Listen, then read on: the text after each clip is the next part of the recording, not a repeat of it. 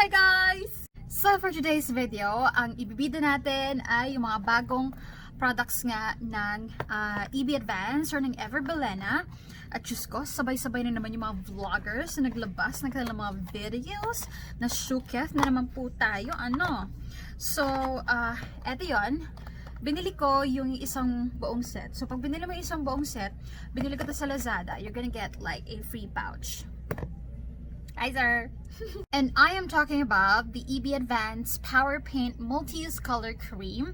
So all-in-one color product that can be used on the eyes, cheeks, lips, and body. Intensely pigmented but easy to blend, this color cream goes on soft and sets to a smooth, lightweight powder finish. So yun ang chika ni EB Advance. At pag bumalik ka, it comes in this packaging box with plastic. Di mo magagamit yan, lang yan. So susanggalin ko na sa mga lalagyan. Anyway, ito pala ang kanyang packaging, you guys. Ang sleek actually, very alam mo ko rin trend ngayon sa makeup world, yung mga cream multi-purpose products like this, o di naman kaya yung mga nasa pot, 'di ba? Tapos ang dami na naglabas sa mga cream tube type na mga blushes that can be used for the cheeks, for the eyes. Tapos ito kahawig niya, day. Parehas ba ito ng factory na pinagpagawaan? Kahawig niya si Vice Cosmetics, o diba?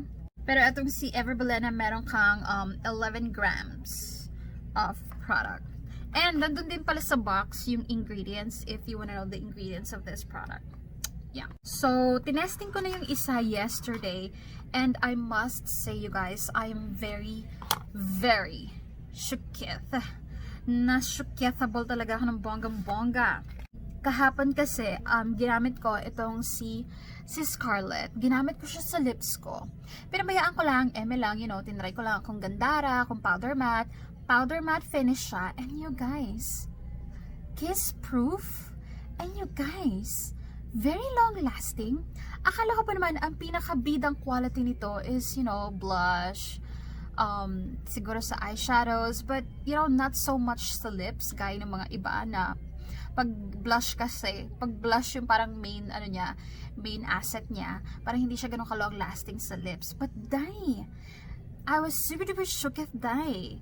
So after yung swatch natin, I'm going to wear test this and titignan natin gaano siya ka-long lasting, or gaano siya ka-kiss proof, or waterproof, or namamalikmata lang ako kahapon.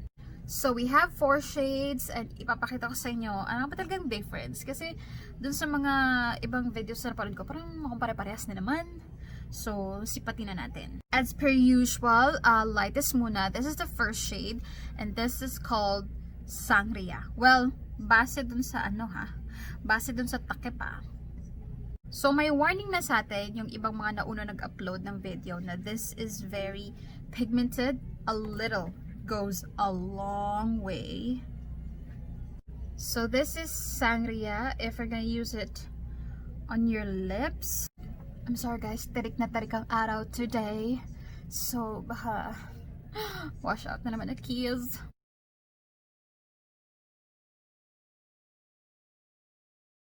Alright guys, so this is Sangria on my lips, and papasa siyang nasa pamilya ng red, pero it's very muted and it has a brown undertone and powdery matte finish nga siya. And it is lightweight. And kaya lang alam mo, ang problema dito, if you're gonna use it on your lips, ang hirap i-shape, kortehin ng maigi yung outer corners mo kasi nga you're just using your fingers. And alam mo, kung pag nilagay nila to sa tube type na merong merong doe foot applicator, this is so gonna be beautiful. Alam mo yan, ang hirap lang talaga like pantayan sa outer corners. But yeah, this is Sangria on my lips in full pack on color. Gawin na natin medyo, full pack on color. Wag na yung mga pa-baby colors na ganitong shading lang, okay? So, this is Sangria.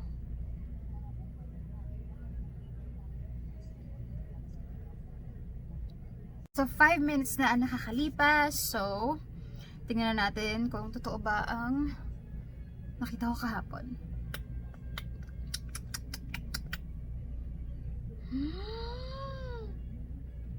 Girl! I mean meron, pero like siguro in 100%, mga 2% lang. Or 1.5 yung na-transfer. Yung parang shading lang. Girl! At dahil nag-umpisa rin naman tayo sa mga red, ganyan, edi idikit na natin. Tingnan natin yung difference dito kay Scarlett. Alright guys, so ito na si Sangria and ay magkaiba. Ito brown undertone, ito as in red na may pink undertone. So ito pag ginawa mong blush, pink na pink talaga siya. And you guys, totoo ang chika. It's very pigmented. A little goes a long way. So yan, Sangria, and then oh no, this is Sangria and this is Scarlett.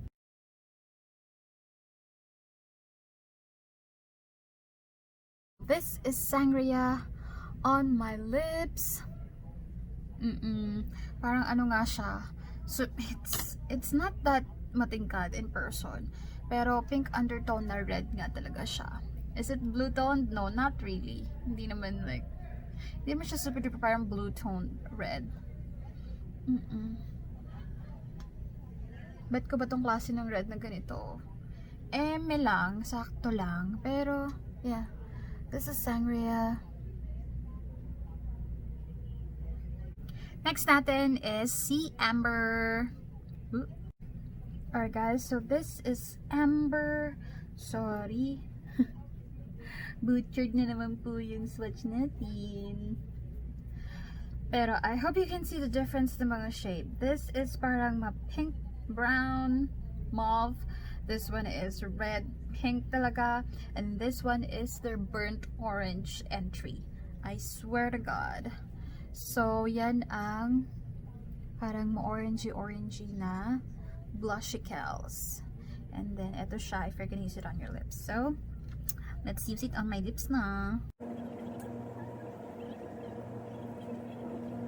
So, eto na nga si Amber. So, it's a peachy orange on your lips. Kaya lang, yung ganito ka-light, medyo makikita yung mga line zoom ng iyong labi. By the way guys, kapag ginamit mo to, tapos dry yung lips mo, or kaya may mga yung mga dry patches, dry skin, na nagbabak, I'm pretty sure mahalata at makikita siya. So, again, exfoliate before trying to use this. But yeah, this is Amber. And we are done with the last shade, and this is Chiffon. So this is Chiffon na medyo parang pag ginawa mong blush, hawig lang nitong si ni Sangria. 'Di ba? Pag ginawa mong blush, pero on the lips, mas matingkad itong si Sangria. Ito muted. 'Di ba? Ayan o. Parang mas deep itong si Sangria.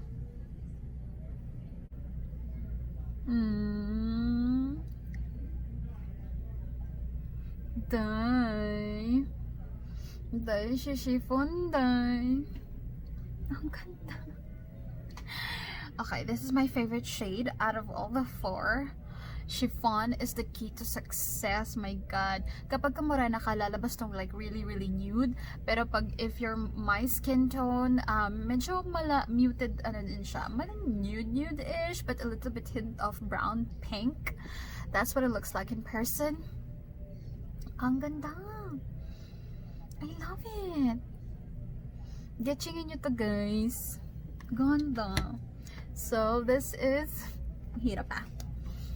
This is chiffon. This is so for everyday. So, eto ka na nga. Gusto ko pa rin i-wear test to guys. So, magpapalit ako to Scarlett because, you know naman, pag nag-wear test, red lipstick palagi akiziwa. So, for the cheeks, gusto ko si chiffon.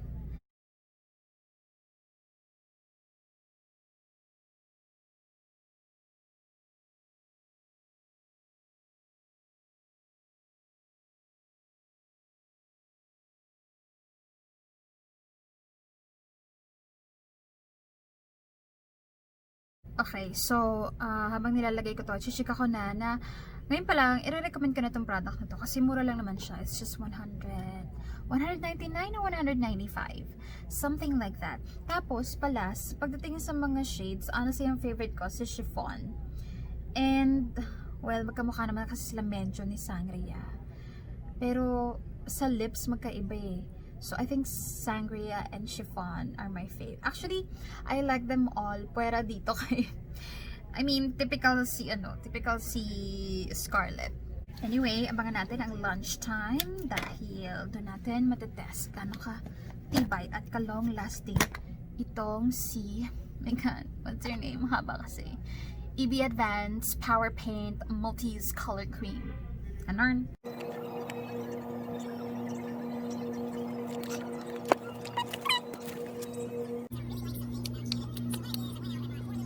So here is the food for today. So I have egg, toasted siopaw, lasagna, fish, and kimchi.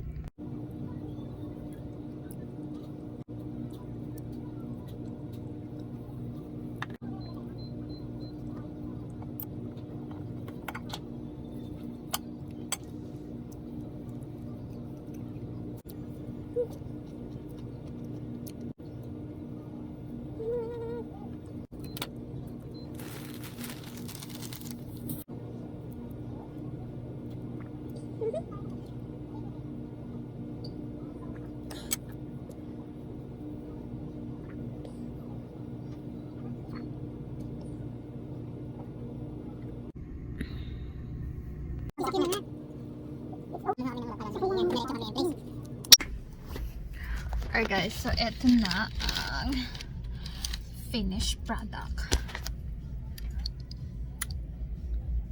Oh, so ganito siya. It's pretty long lasting kapag ka dry food lang yung kinain mo or pag-iinom ka lang ng tubig, ng kape, ganyan-ganyan. Pero bang usapan kapag syempre again, oily yung pagkain mo o kaya it's a soup or noodles, most likely mas bawas pa dito yung magiging effect niya. Kasi pag hinugasan mo siya sa water, like, ayan o, tinry ko siyang i-run sa water. Nabawasan siya. So, it's not 100% like waterproof. So, kung gusto mo tanggalin to, pwede sa water. Now, Wiley, go. So, well, I can say na long-lasting, but not so much. Hanggat wala kang ginagawa sa labi mo, it's gonna be long-lasting. Pero pag may ginawa ka na, mababawasan at mababawasan siya. Pero dahil mura lang siya, okay na rin siguro yun. No? This is like the deepest shade or yung parang alam mo yun, super duper pigmented shade. Siguro si chiffon mas less pa dito or something like that. But okay naman. So guys, that completes this video. I hope nag-enjoy kayo sa swatches and sa wear test. Thank you so much for watching. So I'll see you in my next one. Alright, bye.